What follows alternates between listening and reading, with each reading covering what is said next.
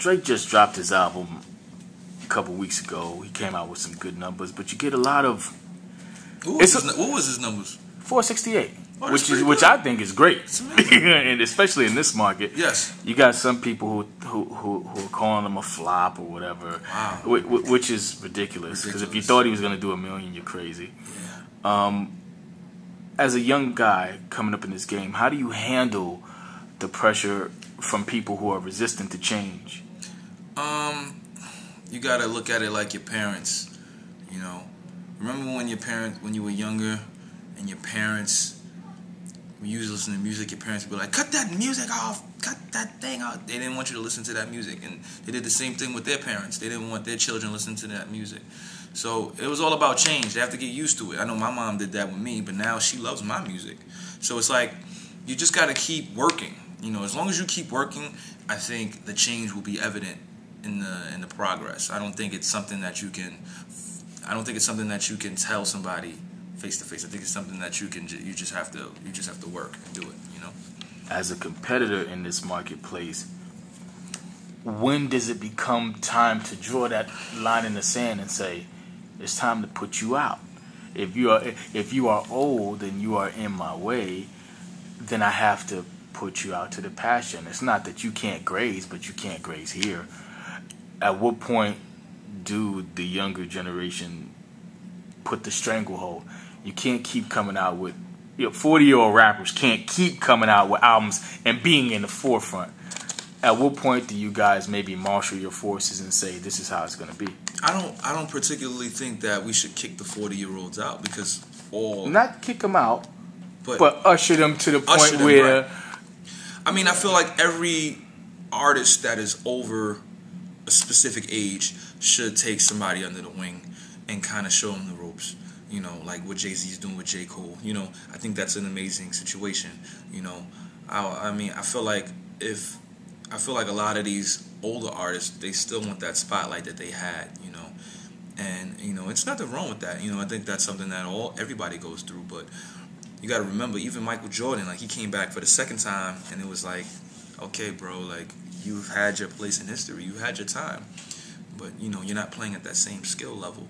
We will always love you, we will always appreciate you, but I think it's about that time to, you know, give it up. Now, I'm not saying that a rapper should stop rapping at 40. No, I think rappers should keep rapping until like they 60, 65. It's not like it's an athletic setting. It's a poetry setting, you know. And once you continue to do that, you should just keep going, you know. As long as you don't try to, because you know, hip hop is a young man's sport. But you know, I appreciate my pioneers. I love, like when I see Big Daddy Kane, Slick Rick, and Rakim, I show them the utmost gratitude, respect, and love because I grew up on them. They are amazing artists to me, you know, and I will always love them for what they did and what they continue to do, and especially if they give us jewels. Like, I think it's amazing. What was the last album you heard that made you jealous? B.O.B. I think I really liked his album. And I'm very good friends with his manager, B. Rich, and I'm very good friends with B.O.B. Like, we've done 2 records together already.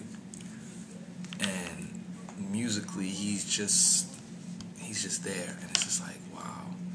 The brother plays the guitar, he plays the piano, he sings, he raps, you know, and he's had 2 hit records already. So to me, when I heard his album, I was like, wow, he even has more hit records than I thought he did.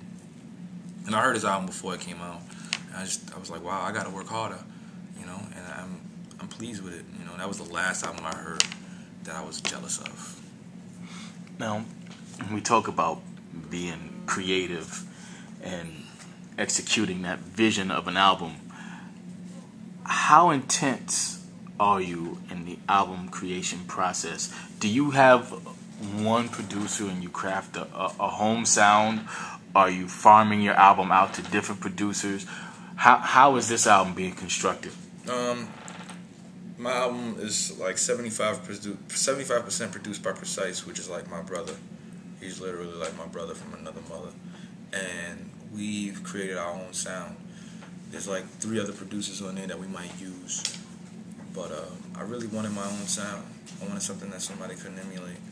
And I'm not like I don't go hard in the studio for the album. I just relax. I'm very easygoing. When I did a lot of the music for this album, I was just in another place. You know, I was thinking about love, I was thinking about life, I was thinking about success, I was thinking about failure. And it kind of made the songs that are classical to me right now. And I'm excited about it. I'm very excited. I'm very excited about it. And I couldn't have done it without Factz, you know. What were the songs that inspired you growing up? It doesn't have to necessarily be an artist, but which songs? If you can name, say, 3 of them that... Oh, man. Beat It. Beat It was a song that, by Michael Jackson, was a song that, it just took me there. You know, just the video alone was, like, amazing. So many songs. You ever get that feeling when so many songs just running through your mind? I can name songs all day. Juicy by Biggie Smalls. Cream by Wu-Tang Clan. Never Shall Forget by John P. Key. Get At Me Dog by DMX and Pull It by DMX. I can go on and on. Like even the first hip hop song I've ever heard, which was Big Daddy Kane Ain't No Half Steppin'. You know, like these are the songs that I think relate to me. Like I feel like it's the struggle and it's the love of hip hop. Like, you know, growing up, that's what I fell in love with. Michael Jackson, hip hop, John P. Key.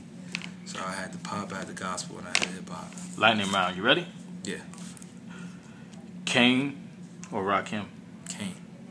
Nas or Jay-Z? Jay-Z. Okay. Pete Rock or Premier? Premier. Okay, so you already know where you going with these, huh? Come on, bro. I can dig it.